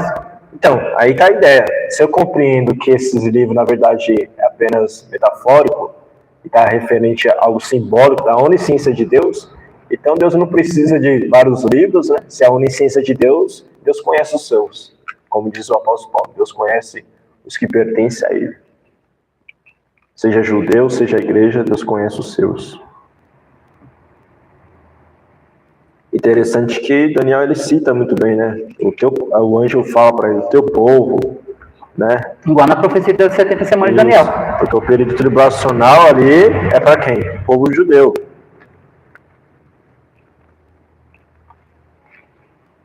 Certo. Até aí tudo bem. Mas eu falo, os do Antigo Testamento, que Cristo tirou eles, né? O nosso debate já partiu para o outro lado, né? Uhum. Que é escatologia. A gente estava trabalhando na questão do princípio de dor, se era ou não era. Mas, então quer dizer que nessa visão, então, se Cristo pegou e tomou eles lá do Hades, né? Do mundo dos mortos. Será que no arrebatamento, por que nas bodas do Cordeiro, Jesus não vai participar das bodas com os santos do Antigo Testamento? Vai ficar de fora? Vai esperar? Ou eles vão ficar em alma lá assistindo de um lugar bem distante? É que bodas, na verdade, o que o Senhor compreende como bodas? Como será bodas lá, esse período? A grande ceia do Senhor. Vai ser uma ceia? Uma grande ceia. Uma grande ceia. Uma ceia. Comemoração, né? Deus assim, falando assim, historicamente falando, o povo de Israel, a cultura também, Deus é festivo, né? Que na verdade simboliza a vitória, né? Simboliza a vitória completa e uma comunhão eterna, né? Uma simbolização. Mas imagina o céu, como é o céu? A gente não pode entrar assim, porque, tipo, a gente entra na teologia e às vezes a gente fica muito terminológico. Mas imagina o céu. Isso. Eu creio que vai ter uma comunhão, vai ter um contato. Sim, com certeza. Deus mostrar o céu, a grandeza, a glória de Deus, a adoração. Desculpa cortar assim, mas assim, né, a gente tem que entrar nesse... A gente tem que ficar só no tema, vai ser o negócio resumir numa palavra. Dá uma raiva disso. Qual que é a diferença da igreja que vai ter o corpo glorificado para a pessoa que está no paraíso? A diferença é única só, que não vai ter o corpo glorificado. Certo. É verdade? Então, por exemplo, a igreja a igreja vai ter o corpo glorificado, certo? A igreja vai ter o corpo glorificado. Afirmar. E vai ter os santos, o justo, que ainda não vai ter o corpo transformado, glorificado. Só que eles estão no paraíso. Será que não vai ter uma comunhão entre a igreja que vai subir no arrebatamento e os santos? Com certeza vai ter. O próprio Jesus citou sobre isso, que muitos que vai vir do Oriente e do Ocidente, falando da própria igreja do Senhor Gentil, vai sentar na mesa. Vai sentar na mesa. Então, aí uns vão sentar com o corpo glorificado e os outros vão ficar em alma. É isso. Segundo essa interpretação. Coisas que só o céu vai revelar, né? Eu estou colocando o que eu acredito. Eu acredito Ele está colocando que ele acredita que no arrebatamento só sobe a igreja e não só o Antigo Testamento. Porque é um evento para a igreja, o arrebatamento é um evento para a igreja. Eu já estou colocando aqui que se Jesus foi lá no Hades, pegou eles subiram para o paraíso, não é possível que na hora do arrebatamento, Jesus vai deixar um grupo e o outro não vai pegar para ressuscitar eles, para eles ter o corpo incorruptível. Eu já compreendo que é possível porque Deus é soberano. Interessante que o arrebatamento é um evento para a igreja do Senhor. Eu compreendo que o arrebatamento é um evento para a igreja do Senhor, a igreja do Senhor. E o corpo E o corpo glorificado é para a igreja do Senhor. Amém. Então aqui já tem outro ponto. Então quer dizer que o corpo glorificado não é para judeus. É só no final do período tribulacional. Só no final do período tribulacional que eles vão receber o mesmo corpo que a igreja, não? Corpo glorificado. Certo, porque nem carne nem sangue pode herdar. Reino de Deus. Certo. Só que todavia, os judeus que vai estar no milênio não vai ter corpo glorificado, não. Sabe muito bem disso. Certo. Que o judeu que está vivo na volta de Cristo não vai ter o corpo glorificado no milênio, até porque eles vão procriar e vai crescer crianças sobre no milênio. Os que está vivo, né? Eles não vão ressuscitar para ficar na terra, né? Eles não vai ter o corpo glorificado. Para morrer de novo. Não vai ter o corpo glorificado, não. Os judeus vivam no período tribulacional. Certo, não é que eu falo os mortos. É sobre isso, os do Antigo Testamento, né? Não. E se morreu e está em Cristo, não é possível que Deus não vai dar um corpo para eles. É um ponto muito... E assim, irmão, agora para a gente fechar um assunto também sobre o princípio de dores. Então, na sua visão, se eu continuar testando, se eu tenho algum contraponto para falar sobre o que eu citei sobre o princípio de dores, né? Se eu falo sobre ressurreição, eu estou falando sobre o princípio de dores. Então, na sua visão ali, aquele princípio de dores ali que Isaías está citando, que é antes, né? Ele mostra ali que é antes de gerar, né? Da gestação da mulher com dores. Ele mostra que é para quem? Para o povo judeu, né? Então, ele para Jeremias, Zofonias, Oséias fala sobre o princípio de dores. Dentro dessa sua compreensão, que a ressurreição é só no final, então, da grande tribulação, né? Depois da vinda de Cristo. Para quem? Dentro dessa compreensão sua, então, essa ressurreição dos judeus é só, então eles são pós. Não, desses judeus do Antigo Testamento, para eles são pós. A ressurreição deles é só, eles não são pré. Os judeus do Antigo Testamento, eles só vão ressuscitar pós-vinda de Cristo. Não compreendi. Vamos lá de novo. Esses judeus que Isaías se colocou que ia ressuscitar, certo? Então, esses judeus, eles só ressuscitam... Que, na verdade, pastor Rodrigo, a gente tem que compreender que sobre a doutrina do arrebatamento, eu já falei aqui 2 vezes, não, que a doutrina do arrebatamento... Eu não estou falando dos judeus de hoje. Foi revelado para o apóstolo Paulo. Certo. E a gente compreende, nós, igreja, compreende que a gente tem uma ressurreição antes do período tribulacional. A gente é a igreja do Senhor. Mas os judeus não compreendem isso. Não, mas eu estou perguntando para os judeus do Antigo Testamento. Os do Antigo Testamento. Eles estão no paraíso. Eles estão no paraíso. Então, a ressurreição deles, para o Senhor, é pós. Pós quando? É pós-vinda de Cristo. Descida no pé do Monte das Oliveiras. Então, para o Senhor está fundamentando isso. Você não vai ressuscitar juntamente com a igreja, com os que morreram em Cristo Jesus, porque o arrebatamento é um evento somente para a igreja. Certo, mas aquelas dores ali, que Isaías está falando que ele teve dores... Algo profético para o período tribulacional. Algo profético. Então, tanto Jeremias, Sofonias, Oséias, Joel... Então, o senhor acredita que é dentro do período tribulacional. Então, aqui, no caso, é uma escatologia para judeu. Não. Dentro dessa visão, dentro do que Isaías está trabalhando aqui, é um texto para judeu. Mateus 24 é o sermão profético. Muitos acreditam nisso. Jesus está dando uma resposta para os seus discípulos sobre a vinda dele no fim do tempo. Certo. Que vinda que eles aguardavam? Era o arrebatamento? A vinda de Jesus. Os sinais, ele estava guardando ali os sinais, quais sinais seriam e a vinda. Os apóstolos guardavam qual vinda de Cristo? Nós que somos pré-tribulacionistas acreditamos em 2 eventos. Que Cristo vai vir buscar a igreja do Senhor nos ares, como está em 1 Tessalonicenses 4, 16 e 17, e a vinda final, que vai vir juntamente com a igreja e os anjos. Apocalipse 19, 11. Qual vinda que os apóstolos estavam perguntando? Quando eles falam assim, qual o sinal da sua vinda? Eles queriam retorno ultimamente. Eles queriam retorno do resto deles. Isso, igual o judeu hoje que aguarda a vinda de Cristo. Na verdade, eles compreendem como vocês ainda não vê, mas eles aguardam a vinda de Cristo para trazer o reino literal. Olha que diz Atos, capítulo de número 1. Então, quando os apóstolos falam da vinda dele, não é o arrebatamento, até porque eles não compreendiam nada sobre o fim do arrebatamento. Não cortando o senhor, que a pergunta estava voltada lá em Isaías 26. É que eu vou responder aqui de acordo Porque é uma escatologia para judeu, né? Então, na sua visão, Mateus 24. Não estou falando de Mateus 24, estou falando de Isaías 26 lá, no caso, que nós estamos de dores? Sim. Ali é uma escatologia para judeu. Exatamente, só sobre isso aí. Jeremias, por exemplo, Jeremias vai falar sobre dores de parto. Quem defende isso aí é o pastor... A angústia de Jacó. Pastor Denilson Lima, conhece? Não. Denilson Lima. A angústia de Jacó é o princípio de dores também. Para quem que é? Para o povo judeu. E esses escatólogos, eles defendem, igual, por exemplo, essa visão que o senhor apresenta desse revisado aí, como Juliano Fraga, Ivan, eles defendem que a escatologia de Daniel, a escatologia, no caso, as profecias, né? As profecias. Isso. Ali é para judeu e não tem nada a ver com a igreja. Eles descartam tudo. Sim, por exemplo, Mateus 24, a gente compreende que a igreja não está inserida ali. Porque... Qual é o nome da teologia, para os irmãos ficarem cientes? A teologia dispensacionista, pré-tribulacionista revisada. Revisado. Então, ele é mais o clássico. Revisado. Tradicional, clássico. Eu estou só aqui trabalhando aqui porque é uma vertente, eu não vou descartar. Os clássicos, na verdade, a grande maioria dos clássicos, nesse estudo que teve a revisão, acho que foi em 1900 e pouquinho, a maioria dos clássicos passou por revisado. Né? Porque a teologia a gente vai discernindo, aprendendo, compreendendo. Estudando e vai... Atos, capítulo de número 1, pastor. No seu versículo de número 6. Aquele, pois, que se dizia reunido, perguntou, dizendo: Senhor, restaurará tu neste tempo o reino de Israel? Que reino que eles esperavam? O reino literal. Né, que a gente compreende hoje que é o reino, o milênio, né? E disse-lhe: Não vos pertence saber os tempos ou as estações que o Pai estabeleceu pelo seu próprio poder. Ou seja, os apóstolos ali eram judeus.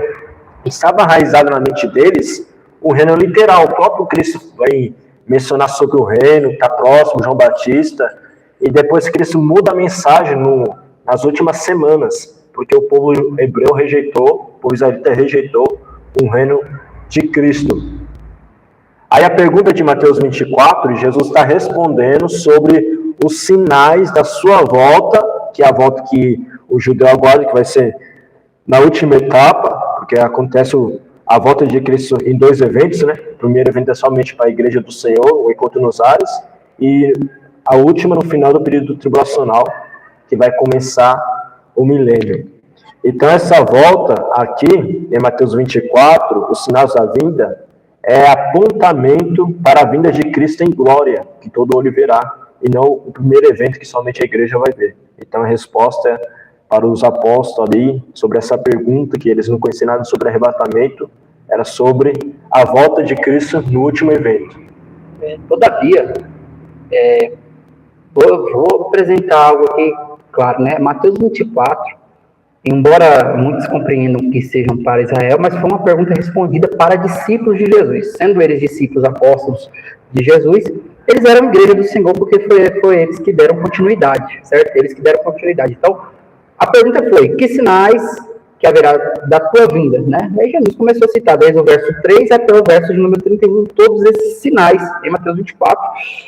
Entre esses sinais a gente vai observar que está ligado sim o povo judeu, mas não, eu acredito que não sejam todos para o povo judeu, mas foi uma pergunta respondida para o povo que era a igreja, né? Mas o povo judeu é uma ferramenta muito importante dentro da escatologia. Eu acredito ser o relógio profético, certo? Porque quando a gente vê todas as coisas preparadas lá em Israel, inclusive o próprio Jesus falou isso, quando vê tudo preparado, ergui as vossas cabeças, né? Ergui as vossas cabeças porque o fim está próximo. Então, eu acredito, eu vejo a igreja ali, pelo menos ali no início, ali nesse princípio de todos. Todavia, foi uma resposta para discípulos, né? Foi que era a igreja. Então é muito interpretativo. Então, igual a pergunta, por exemplo, se eu perguntar para o senhor qual vinda que eles aguardavam, não era a vinda do arrebatamento, né? A gente vai compreender isso, porque eles não conheciam nada sobre arrebatamento até a princípio. Rapaz, olha, eu vou falar um negócio assim, como o João mesmo falou. Se eles fossem escrever tudo que Jesus ensinou e fez, não restariam livros. Imagina os mistérios que tem escondidos. Sobre sinais, né? Mas, não estou falando nem sobre sinais. Por exemplo, mas imagina o arrebatamento é uma doutrina importante. A gente compreende isso. Exatamente. Mas se eu compreender que Jesus não ensinou sobre arrebatamento, eles não quis colocar aqui, por conta de quantidade de livro, uma doutrina tão importante como essa, que foi revelada para o apóstolo Paulo, e o apóstolo Paulo que vai tratar sobre arrebatamento. Então eu não compreendo que necessariamente sobre a doutrina do arrebatamento foi ensinado para os apóstolos. mas sim foi a questão do Espírito Santo ter revelado para o apóstolo Paulo. É porque Paulo também não falou assim, eu não sou pós-tribulacionista de maneira nenhuma. Mas assim, Paulo ele não fala, ele não diz ele fala mistério lá em 1 Coríntios 15, 51. Aí ele fala, eis que vos digo o mistério. Mas em 1 Tessalonicenses 4, 13, ele trabalha o arrebatamento não fazendo diversificação. Isso aí é uma questão teológica, certo? Isso é uma questão teológica do arrebatamento e a gente acredita que é 7 anos antes. Por a gente fazer essa diferença entre o povo de Israel e a igreja, né?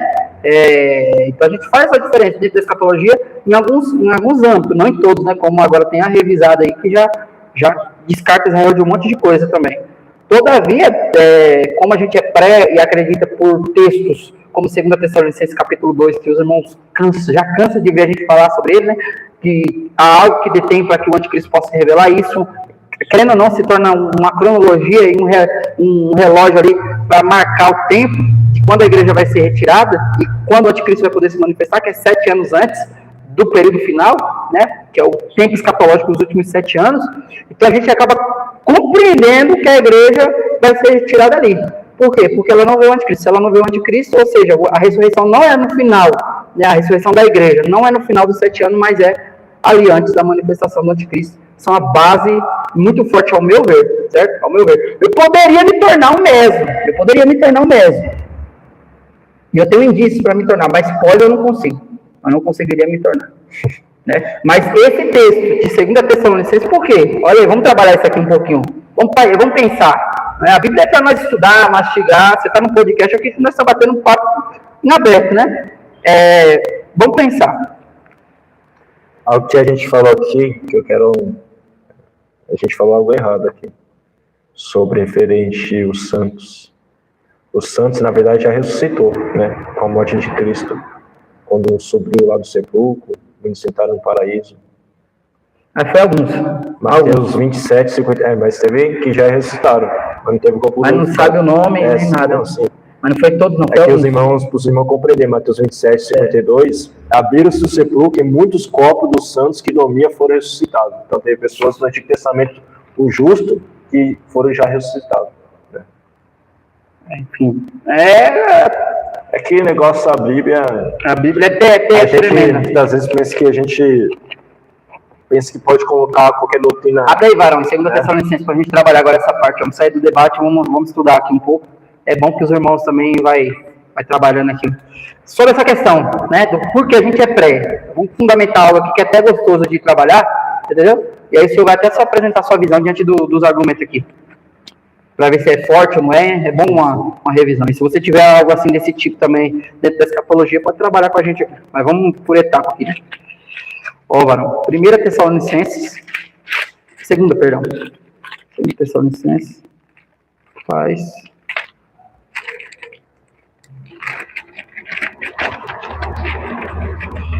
2, né? 2. Partir do verso de número 5. Não vos recordais que ainda convosco costumávamos dizer essas coisas, e agora sabeis o que o detém, para que ele seja revelado somente em ocasião própria.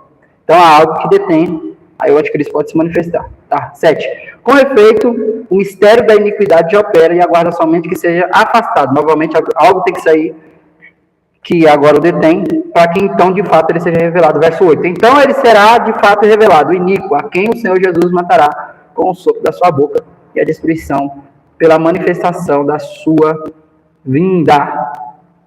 Veja bem, quando a Bíblia, irmão, ela fala, né, sendo que o arrebatamento ele é iminente, como o Senhor mesmo disse, quando a Bíblia ela fala sobre que o anticristo ele vai blasfemar, já bateu muito essa dúvida em mim. Hoje eu já não consigo acreditar, porque eu acredito que a igreja é o que detém, né, junto com o Espírito Santo, né? Então é 7 anos antes. Se é isso, tá. Mas dá uma margem pro mesmo. Por quê? Né? Aí tem um consenso. Por quê? Quando será que vão reconhecer que ele quebrou, que ele é o anticristo? Será que não vão reconhecer na metade dos 7 anos, quando ele se apresentar como tal? Aí dá assim, aí dá mais pro meso, então não vai passar por exemplo até a metade, porque vai ser revelado aí.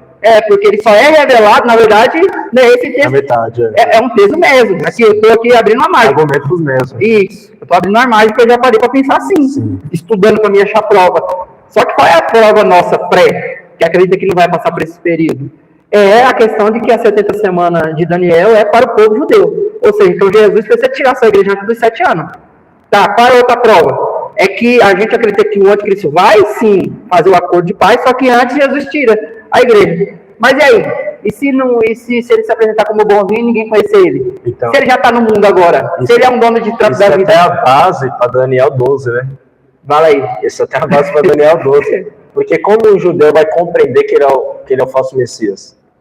O sábio judeu vai compreender, conhece o seu Messias, sabe que não vai blasfemar de Deus, sabe que não vai... Mas isso só na metade. Então só na metade. Então realmente, quando Paulo fala que ele vai ser revelado, ou seja, ele pode estar agora em qualquer lugar. Sim.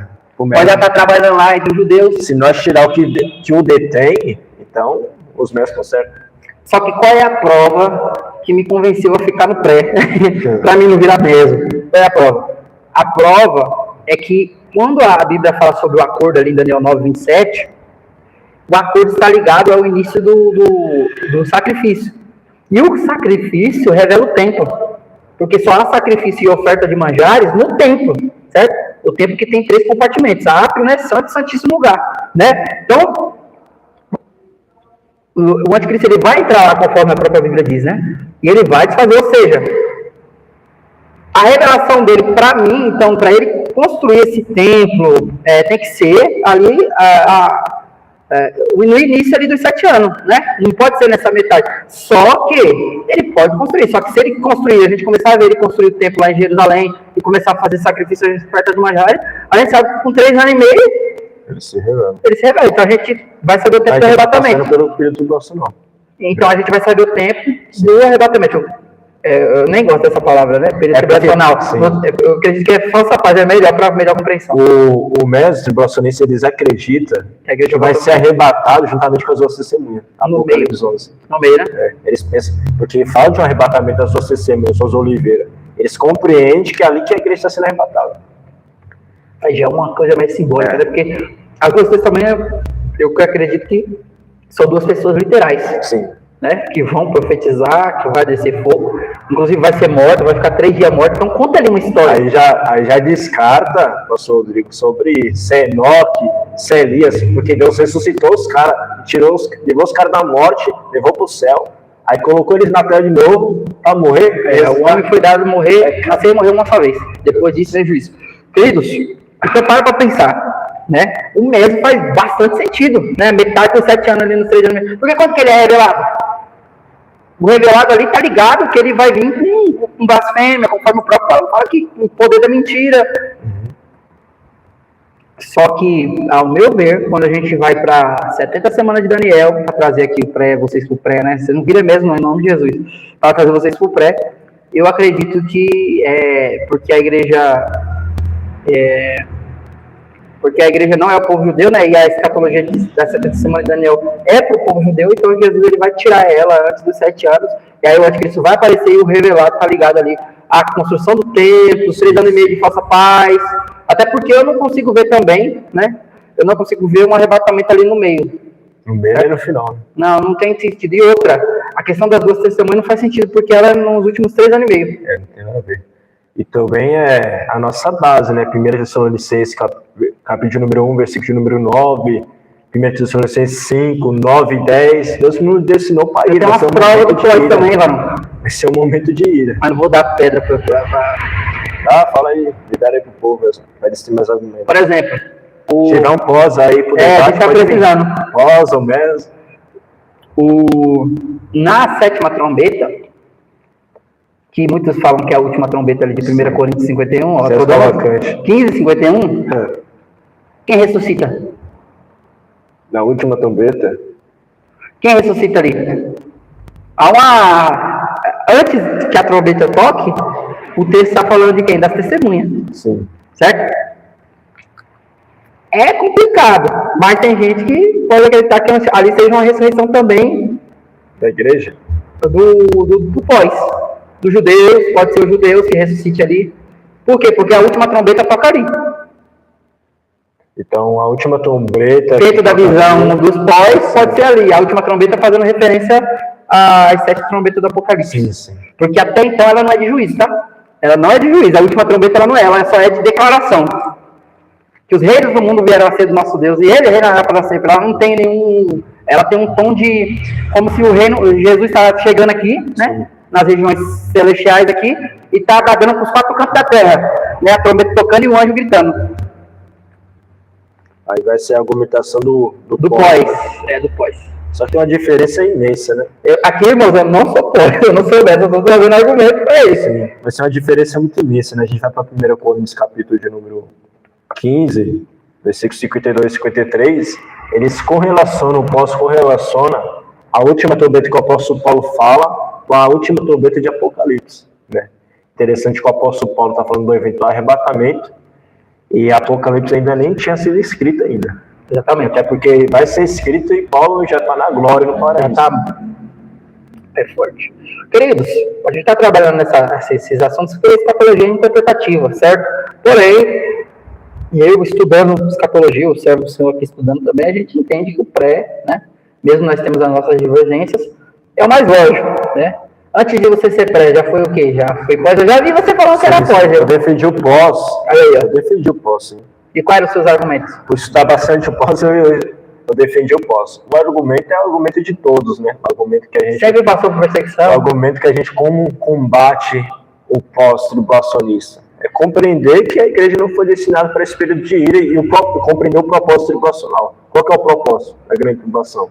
É tratar com o povo de Israel e punir os ímpios. Há uma diferença dos 3 anos e meio.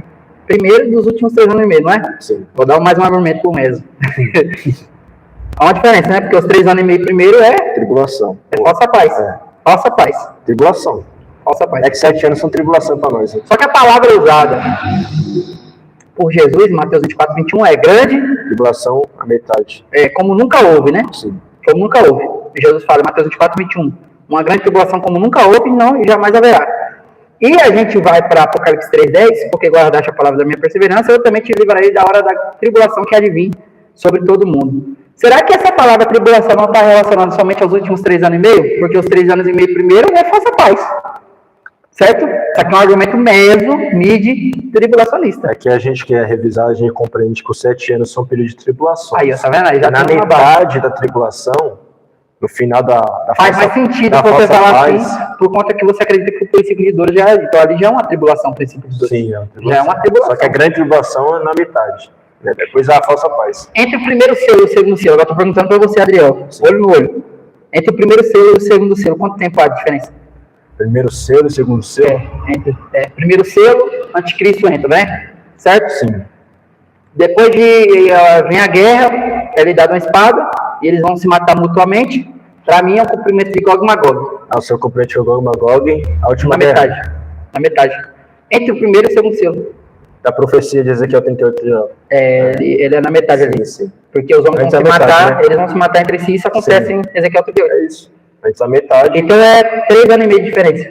Antes, na verdade, assim, o princípio de dores ele é intensificado. Certo. O período tribulacional já está intensificado lá. O falso Messias já apareceu. Guerras e rumores de guerra, que já estava acontecendo, vai continuar aumentando ali. E Gog e Magog vai ser a profecia cumprida ali. Onde Deus que vai intervir, em Ezequiel 38, 39, é Deus que intervir, que vai ser o Reino do Norte, que vai ser o grande líder, que é a Rússia. Aí vai ter os levantes ali para gerar as guerras ali. E quando acaba essa guerra, o anticristo se revela. E vai começar a grande perseguição. Ou seja, vai continuar intensificando. Ele já vai estar contra na metade dos 7 anos. Porque é ele que marca a metade dos 7 anos. Biblicamente falando, é ele que vai entrar no templo. E aí o texto fala que ele vai receber ali, após isso, né? Depois ele vai sofrer uma ferida mortal. Isso. Após isso, ele vai receber 42 meses, ou seja, a metade do tempo de grande tribulação para agir na Terra. E se os irmãos comparar Apocalipse, capítulo 6 com Mateus 24, os irmãos vão ver ali que se bate ali todos os selos ali com Mateus 24. Só que assim, não é cronológico. Dentro dessa visão, eu estou ajudando eles aqui, dentro dessa visão não é cronológico, para interpretação. Para interpretação, que se a pessoa for interpretar achando que é cronológico, vai ser... Não, sim, verdade. Não tem sentido. Verdade. Fica antagônico ali. Por isso que eu não acredito. Sim. Entendeu? Mas se você for querer crer dessa forma... Você vai estudar e você vai crer naquilo que você quer. Mas o Apocalipse 24 ele não é cronológico. Já fica um ponto aí. A única parte cronológica é porque é princípio de Deus. Se é princípio, é primeiro. Não é o fim, então não é o fim. Ali já é cronológico. Dentro dessa interpretação minha que eu tenho. Ali eu já consigo ver cronologicamente e consigo ver a metade da grande tribulação em Mateus 24. O próprio Apocalipse não é cronológico tudo, né? Do 6 até o 18 ele chega a ser cronológico, mas entre termos por quê? Tem algumas coisas. Porque tem coisas que são anacrônicas, né? Tem um texto que não é cronológico, você precisa de ter ciência da escatologia, ter que estudar a escatologia, e aí você vai começa a ver ali a coerência entre os fatos. Uma pergunta para o irmão. Mateus 24, versículo 14. A igreja está inserida nesse... Do 4 até o 14, segundo o irmão, né? A igreja está inserida. Por quê? Mateus 24, versículo 4 ao 14. Por que essa pergunta? Não, a igreja está inserida, né? Para mim, ela pode estar inserida. Se ela está inserida, porque o versículo de número 14... Para testemunho de todas as povos, então virá o fim. Vai se cumprir, então, antes do arrebatamento. Né? Se ela está inserida, ou pode ser que não. Eu aprendi com o Dr. Alberto Nelson Rocha que quando Jesus ele fala ali que então virá o fim, esse fim está relacionado ao início dos 7 anos. Porque como Jesus fala no verso 15 mesmo, então ele vai citar as 7 da semana de Daniel, no verso 15 Jesus cita Daniel, certo? E dentro dessa escatologia que Jesus está brincando com Daniel, o verso 15, quando ele diz ali, ele fala da última semana das 70 semanas de Daniel. Perfeito. Porque ele está citando isso, entendeu? Então é um link com relação ao fim. Que fim? A última semana. É que o versículo 15... Isso é uma interpretação, tá? Eu também não sou cego, não sou bitolado nisso, não. Mas faz sentido. O versículo 15 em diante que são mais detalhes do período final da tribulação, das outras metades. Do 15 em diante é a metade da grande tribulação, literal. Isso, até mais detalhes. E até porque quando ele fala que quando eles veem o anticristo ali no lugar santo, Jesus, né? Quando eles veem o anticristo no lugar santo ali, aí fala para os judeus, quem estiver na Judéia, fuja para os montes, os que estiverem cada um desses para pegar nada. Vai começar a perseguição. É um período como nunca houve, ou seja, é o período ali em Israel que vai ser tenso, né? Mas ali só está ligado aos últimos 3 anos e meio, que é a grande tribulação como nunca houve e nem jamais haverá. Por isso, que é um argumento do mesmo. O versículo 14 eu não compreendi. O versículo 14, quando fala o fim, a parte B, né? Então virá um fim. Então virá o fim, aí dentro da teologia de Nelson mesmo, a gente acredita que está falando das últimas semanas, das últimas semanas. Das 70. Porque se colocar a igreja no versículo 14 aqui, Mateus 24, versículo 14, esse evangelho do reino será pregado em todo mundo. Mas tem um todo mundo sabe, pessoal, você escuta, vê pregação e tal, que assim, não é a obrigação da igreja fazer isso. Por quê? Porque vai ter onde que vai pregar o evangelho em Apocalipse 14, verso 6. Isso. As duas testemunhas vai estar ali, os 144 mil que vai estar na terra, talvez vão testemunhar, né? Eles vão estar com Cristo, eles aparecem com Cristo no Monte Santo. Onde o evangelho vai chegar a todas as nações. Então vai chegar. Então não é só obrigação da igreja, embora a igreja vai ter um grande papel. É por isso que a igreja Jesus... Tem uma pergunta para falar agora. É por isso que Jesus ele enfatiza aqui, pastor Rodrigo, que o evangelho do reino, ele enfatiza isso. É o mesmo evangelho, só que enfatiza no reino. Por que o reino? Porque os judeus aguardam o reino. E tem uma mensagem, né? Os anjos ali, os 3 anjos que vão pregar, eles têm uma mensagem: adorai a Deus, dar glória, não aceita a marca que está do anticristo, nem adora sua imagem. Enfim, tem um ponto importante. Haverá um grande avivamento antes do arrebatamento? Essa é a pergunta? Porque assim, vamos casar os textos aqui. Mateus 24, o 14. Porque assim, a missão de pregar o evangelho, eu vejo algo forte, porque não é o homem que está dizendo isso, né? Não é um profeta que é animado, eu estou morando na bandeira do Brasil e eu vi a nação brasileira. Isso é verdade. É bom, não acredito, eu creio nisso, eu quero que isso aconteça, esse é o meu desejo. Só que, quando é Jesus falando, certo? Eu posso acreditar que o Espírito Santo, antes do arrebatamento, antes de tirar sua noiva, sendo que a gente somos eu quero acreditar nisso. Assim, isso é uma expectativa minha, certo? Eu não estou aqui firmando tudo aqui, já é algo meu. Eu quero acreditar que o Espírito Santo pode avivar a sua igreja, sei lá, fazer mais sinais, para maravilha, para gerar fé, sede no povo, o povo ver, né? Agora, isso seria um aviso. de que algo está para acontecer. Isso seria um aviso. E existe um ponto dentro do princípio de dores também, só Lucas vai revelar, que o próprio Espírito vai dar a sabedoria para eles responder. Está no texto de Lucas, no princípio de dores. Sim. Aí ele vai falar assim que não se preocupe com o que eu acabei de falar, porque o próprio Espírito... sabedoria que não poderão resistir. Que não vão poder resistir. E ele está falando isso no quesito princípio de dores. Princípio de dores, sim. Ele está falando isso. Aí a pergunta então, será que o Espírito Santo vai ser derramado no princípio de dores? Ele vai ser derramado em qual sentido que eu falo isso? Lá está lá o anticristo perseguindo Israel. Será que ele vai ser derramado? Eu não consigo acreditar nisso. Eu sei que o anticristo ele vai ser, que o Espírito vai ser derramado o povo judeu, Zacarias 12 lá que fala, né, que todo no final pela tribulação. Ali vai ter um derramamento, isso é consenso comum. Bom, vamos lá. Mas ali é para judeus, focado ali, mas só que quando o texto está falando do princípio de dores, eu creio que já é outro momento.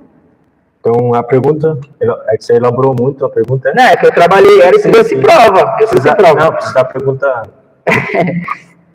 para me poder responder o seu. Antes do arrebatamento, será que o Espírito vai derramar, vai gerar um avivamento? Você acha que os homens geram um avivamento ou é o Espírito Santo que gera um avivamento? Com certeza é o Espírito de Deus. Começa com Deus. Será que Deus não vai querer começar um avivamento antes de arrebatar a sua igreja? Uma última colheita? Logo no finalzinho, né? Bom, assim, eu não estou dando data nem nada, mas...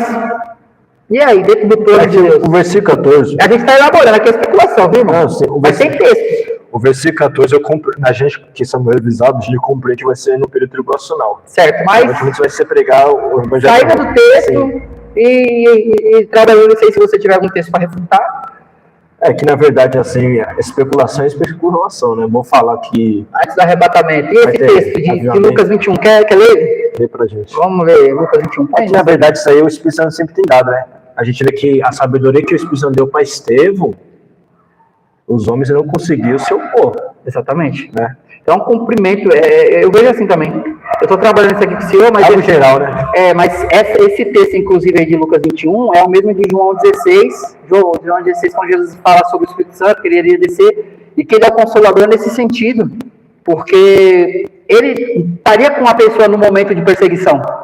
Por isso que ele é o consolador. Então, ele estaria com a pessoa e ele daria a sabedoria como deu para Paulo, no meio das prisões. Então, eu creio, esse texto aqui, eu vou ter que concordar que é uma coisa que sempre aconteceu, porque o Espírito Santo esteve com esse texto, essa parte do Espírito Santo, essa parte do Espírito Santo, porque o Espírito Santo sempre teve. Sim. Então, não tem lógica tirar, só que é uma coisa que vai acontecer no princípio de Deus.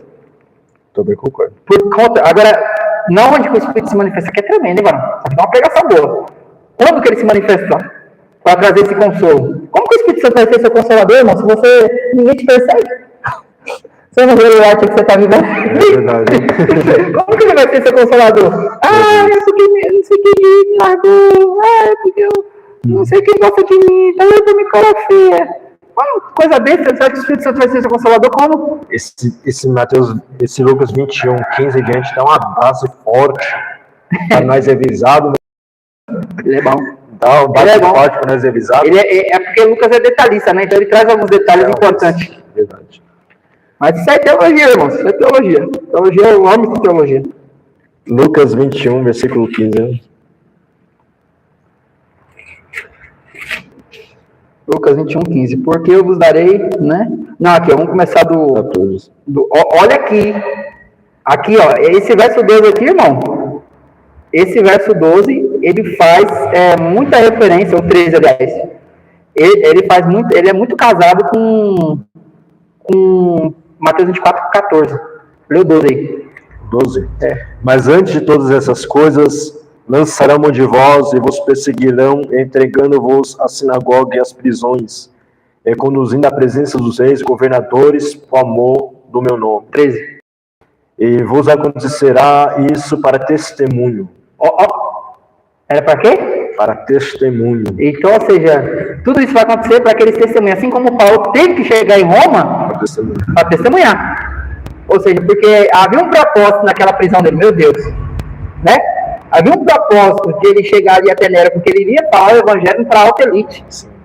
Eu imagino esse momento, pastor dele, quando começar a perseguição dos mártires no período tribulacional. E eles falando assim, eles falando sobre o Messias único, que é Jesus Cristo e não o anticristo. Eu imagino isso. Aí Vai entra ser também morto outra, por não outra colocar polêmica, marca. né? Assim, eu não vou entrar em questão, porque eu não sou dono da verdade. Tem coisa, irmão, a gente fala assim, estudando, né? Sim. Mas assim, no cumprimento. Mas assim, aí já abre plano para outra pergunta, então. Então será que, porque muitos falam, né, o Espírito Santo vai ser retirado ou não do arrebatamento? Porque se vai ser retirado, como que ele vai dar sabedoria nesse tempo? A gente compreende pelos seus atributos, né? Então, assim. O Espírito Santo é onipresente. Mas a pessoa, né? Sendo o Espírito Santo uma pessoa, certo?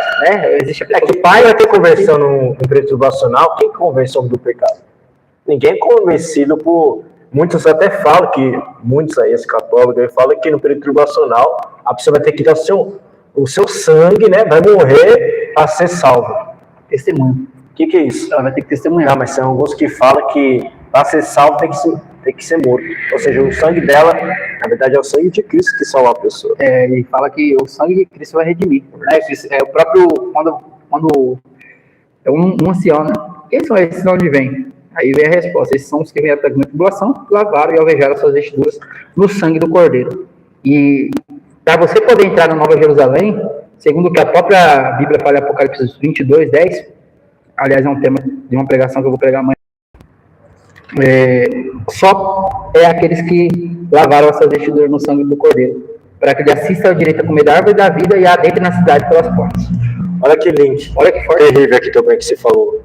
Lucas 21, versículo 13. E vos acontecerá isso para testemunho. Apocalipse 12, versículo 11. Eles o venceram pelo sangue do Cordeiro e pela palavra do seu testemunho e não amaram sua vida até a morte. Então ele está testemunhando diante da perseguição dos mártires. Então testemunhando. Eles não amaram a sua vida. Eles não amaram a sua vida e morrem por esse testemunho. Até porque, irmãos, existirão 144 mil, que com certeza, mas eles vão ter um selo ali, né? Vão ter o selo. Vão ter um selo. Selo de Deus, né? A Bíblia fala ali. Não fala do Espírito, mas... O Espírito Santo sempre agiu, né? O Antigo Testamento, o Espírito Santo agiu. Iremos e faremos morada nele, né? Ou seja, não é só o Espírito que está aqui, né? A gente fala assim, né? Mas porque a gente, dentro da teologia, essa forma de falar que às vezes diminui, né? Esse Deus tremendo, né? Então, parece que os irmãos entendem quando a gente está falando aqui, porque a gente às vezes tende para um lado teológico que é bom, que organiza, mas ele não é o fim do entendimento, não esgota. Entendeu? Deus é soberano, não está preso a teologia, embora ela ajude muito para nós chegar no entendimento. Glória a Deus. Live maravilhosa, hein, Varão? É bênção de Deus. Live maravilhosa. Agora, por exemplo, esse verso 13 que eu citei de Lucas 21, que é necessário para que dê testemunho, está casado com 24:14. Mateus 24. Porque fala desse testemunho. Para então, no fim, porque Deus, por exemplo, dentro dos atributos de Deus, Deus não julga ninguém, né? Deus é injusto. Então. Então ele não julga ninguém sem avisar. Com certeza. Então tem que haver uma pregação no fim. Você está falando, é um link mesmo, né? Para que dê testemunho. 14, para que o evangelho do reino seja pregado em todo mundo, como testemunha a todas as gente, então virá o fim. Porque tem que ter um testemunho. Isso. Apocalipse 12, versículo 11, sobre dar um link com Mateus 24, versículo 14. Quem vai ter testemunho no período tribulacional? Sabemos bem disso, né? Pessoas vão pregar o evangelho de Cristo. Todavia, os que ficaram vai por isso pregar. que muitos não acreditam que é o pré, porque acredita que quem vai pregar é a igreja. Muitos não acreditam no pré. Todavia a gente acredita, e a gente acredita que, meu irmão, Deus é soberano. Você acha que Deus vai ficar preso a nós, igreja? E muitos argumentos do pós-tribulacionista que a igreja precisa passar pelo período de tribulação para ser purificada. É o sangue de Cristo. Haverá uma purificação realmente concernente a caráter, mano. Concernente a caráter. Inclusive o próprio Daniel trabalha isso. Ele fala assim que os que se tornarem fortes e ativos precisarão de ser purificados. Só que isso é na metade. Também o texto, a Bíblia é extraordinária. Vamos ler o texto aqui. Isso é para o povo judeu, tá, meus irmãos? Não é para a igreja, não. Só que aí é um texto. Porque Jesus, Deus não precisa que você passe 7 anos de sofrimento. O pós já vai trabalhar, esse aqui é um prato cheio. Com certeza. Só que a gente acredita é essa, que Deus não precisa. Mas por isso que entra a diferença da igreja para Israel. Isso. Aqui entra. Aqui entra a sempre diferença. teve essa distinção. Por isso que tem alguns textos que eu acredito que a igreja está e outros não. E a gente precisa interpretar a regra de medir a Bíblia. Olha aí. Daniel, capítulo 11. verso aqui, a partir do 32. 32 fala da metade dos 7 anos, né? Por quê? Aos violadores da aliança, ele com lisonjas perverterá, mas o povo que conhece o seu Deus se tornará forte e ativo. Por que aqui fala da metade? Porque o 31 diz que vai ser tirado o sacrifício diário, né? O anjo é específico, né? O povo que conhece o seu Deus, não fala de Messias, né? Não. Fala logo... Porque é pro judeu, tá vendo que essa palavra é pro judeu? Porque eles acreditam somente no Deus que foi revelado para eles, como eles não creram no Cristo. Todavia, quando eles conhecer... É outra coisa. Vai conhecer... Imagina a manifestação de Deus para eles, né? É interessante Zacarias 14, quando eles reconhecer o Messias, vai vir cair o espírito de súplica. Nossa, vai ser coisa linda. Aleluia. Aí o 32, é os violadores da aliança, ou seja, aqueles que quebraram o sacrifício diário, né, que se corromperem junto com o anticristo, certo? Ele vai perverter eles com lisonja, né, ou seja, palavras de bajulação. O anticristo ele vai bajular e ter esse povo, você vai comprar esse povo, vai ter um povo comprado, vai haver judeu comprado. Só que o povo que conhece o seu Deus não vai ser comprado, vai se tornar forte e ativo. 33. Os sábios entre o povo ensinarão a muitos, ou seja, olha aí, aí quem vai testemunhar. Cairão pela espada, que é uma das formas de morte da grande tribulação. Inclusive o anticristo vai receber essa espada, e vai agir por 42 meses. E pelo fogo, e pelo cativeiro, e pelo roubo, por algum tempo. Ao caírem, serão ajudados com pequeno socorro, mas muitos se ajuntarão a eles com lisonja, ou seja, palavra de bajulação para comprar eles. Alguns sábios cairão para serem provados, purificados e embranquecidos, até o tempo do fim, porque se dará ainda em tempo determinado, ou seja, até o tempo do fim, mas ainda no tempo determinado. A Bíblia é coisa linda, irmãos. Isso aqui tudo na metade dos 7 anos, da grande tribulação, isso aqui. Alguns dos sábios cairão para serem provados, né, purificados, embranquecidos e tal. Aí vai falar no anticristo: este rei fará segundo a sua vontade, se levantará, se engrandecerá sobre todo Deus, contra o Deus dos deuses, e fará coisas incríveis e será próspero, até que se cumpra a indignação, porque aquilo que está determinado será feito. Não terá respeito ao Deus de seus pais, nem ao desejo de mulheres, nem a qualquer Deus, porque sobre tudo se engrandecerá. Posso dar um link aí? Você acredita que isso aqui seja o anticristo? Mateus... Não, aqui eu estou Daniel 11... Ele vai se engrandecer aqui, eu creio que está falando de Cristo. É verdade. E da quebra do acordo. Eu queria dar um link aí do povo que vai morrer aí no período tribulacional. Mateus 24, versículo 9. E eu vos hão de entregar para ser atormentado, está escrito aí, né? Para ser atormentado, matam-vos-ão, serei odiado de todos a gente por causa do meu nome. Nesse tempo muitos serão escandalizados, trairão uns aos outros, e uns aos outros o aborrecerão. Um tempo aí mas aquele que perseverar até o fim será salvo. Então, o senhor já está aplicando esse texto do princípio de 2 dentro da tribulacional. Aqui então, dentro dessa interpretação, então já começa por que eu não acredito que seja isso? Eu não acredito que seja isso, porque Jesus fala que ainda não é o fim. Então, para mim, o fim é dentro do período de tribulação. Isso. Certo? Para mim, dentro da minha interpretação é isso. Mas eu não vou tirar, porque vai acontecer. E outro ponto. Isso é uma coisa que, dentro dessa perspectiva do Espírito Santo, dessa palavra de sabedoria, ser o consolador, é uma coisa que sempre acontece. Só que o que vai acontecer na grande tribulação é que entra. O próprio Jesus ele vai fazer uma régua de medir. É uma coisa que nunca houve e nem jamais haverá. Falando de perseguição, porque o contexto da igreja é perseguição. Porque a grande tribulação, a gente sabe que se inicia. Qual o período tribulacional? 3 anos e meio final. 3 anos e meio final, que é a grande tribulação final, os últimos 42 meses. Também compreende dessa forma. É que o princípio de 2 a gente compreende que são iniciados com a manifestação do anticristo. Daniel 9, 27, Daniel 11, do 31 ao 37, fala sobre a metade. Daniel 12, do verso 11. Aí do verso 11, Daniel dá um detalhe aqui muito importante. Depois do tempo em que o sacrifício diário, toda vez que ele usa essa palavra sacrifício diário, ou sacrifício contínuo e oferta de manjares, está falando na metade da grande tribulação, para iniciar, na metade dos 7 anos, para iniciar o período final de grande tribulação. Agora o detalhe que ele vai dar, depois que o sacrifício diário for tirado e posta a abominação desoladora, haverá ainda 1290 dias. Olha o detalhe. Então vai ser 1290 dias. Agora olha outro detalhe, bem-aventurado o que espera e chega até 1335 dias. Aqui já aumenta a conta. Olha aí. Tu, porém, segue o teu caminho até o fim, pois descansará. Dentro da teologia de Nelson, a gente acredita que essa diferença É porque até esses 90 dias, o irmão Michael, é a batalha do Armagedon, certo? Aí, quem suportar essa batalha, a 235 dias, certo? É bem-aventurado. Então, isso aqui é uma linha de interpretação, mas assim, não tem muita base, assim, mas se acredita nisso, entendeu? Só um ponto aí para os irmãos estudar e aí estudando. Até porque, realmente, a batalha do Armagedon, né? Realmente, ela é um pouco antes dos outros desdobramentos aí que vai ter. Até Jesus pisar, derrotar, batalha, muitos mortos que vão ter. Sim. Enfim, então é uma batalha gigante, né? É uma batalha gigante, não é apenas uma batalha em si, né?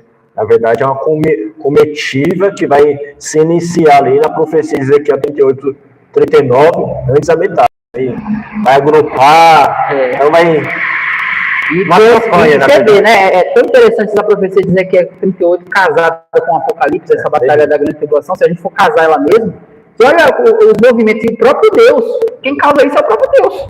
Fala o texto que ele vai trazer com anzol, ele vai puxar, porque é o até porque o agente da grande tribulação não é só o anticristo. Isso dá base para também, né? Porque o propósito é tratar com Israel. Então não é tratar com o povo de Deus. Então, o próprio Deus vai trazer, mas antes dele trazer, ele tira a igreja antes. Glória seja dada ao nome do Senhor. Que estudo maravilhoso, né, nessa tarde? Quanto mais a gente leva, isso aqui pode gerar fé em nós. E que você venha estar em Cristo, estar firme em Cristo, porque a gente seremos arrebatados a qualquer momento. Louvado seja Deus. De Jesus Cristo de Nazaré. Tem mais algum adendo? É uma bênção, né? Louvo a Deus aí pelo pastor Rodrigo aí, por estar usando as redes sociais para um bem maior, né? Que é o reino do Senhor. Eu louvo a Deus também, apesar das divergências das escolas teológicas. Isso eu não defendi um negócio aí. Todavia, o propósito é o mesmo, né? E a gente aguarda o arrebatamento do Senhor, que é iminente, a qualquer momento, qualquer hora. E tem um ponto aqui, um ponto importante, né? Quando a resposta que o senhor não deu ainda é a questão do avivamento. Só que, assim, é que a gente tem uma visão muito falha do que é avivamento. A gente acha que é povo rodando, marchando, pegando. Só que no contexto bíblico ali, esse avivamento para dar testemunho, dentro ali do contexto ali, fala sobre perseguição. Esse é o maior avivamento, porque se tem perseguição é porque a igreja está pregando. Isso. Sobre essa resposta, eu vou dar agora a resposta. É o versículo 14 de Mateus 24, versículo 14, que esse evangelho do reino há de chegar em todas as nações. A gente crê que vai ser no período tribulacional. Certo. Aonde que... Mas antes do arrebatamento, essa é a pergunta. Antes do arrebatamento, você vai ter um avivamento, né? Você acredita que... Não vai ser esse cumprimento do versículo 14, não vai ser. Não vai ser esse texto. O senhor só acredita que é dentro, né? Isso, dentro. Porque, por exemplo, se a igreja... Será que Jesus não vai usar a igreja... se a igreja está inserida no versículo 14, então o evangelho vai ser pregado em todas as nações. E só pode o arrebatamento acontecer quando o evangelho for pregado em todas as nações, então é iminente. Porque diz lá Jesus que o evangelho vai chegar a todas as nações e vai chegar ao fim. Então eu não acredito que a igreja está inserida nisso, não. Mas é muito interpretativo. E todo avivamento da história acontece debaixo de perseguição, de morte. É o contexto. Agora sim, existe muitos morrendo na África. Sim. Lá no Irã. É verdade. São tribulações, né? Que sempre aconteceu. Na verdade, não é a grande tribulação. Não, é a grande. A que vai acontecer é diferente, é singular, é única.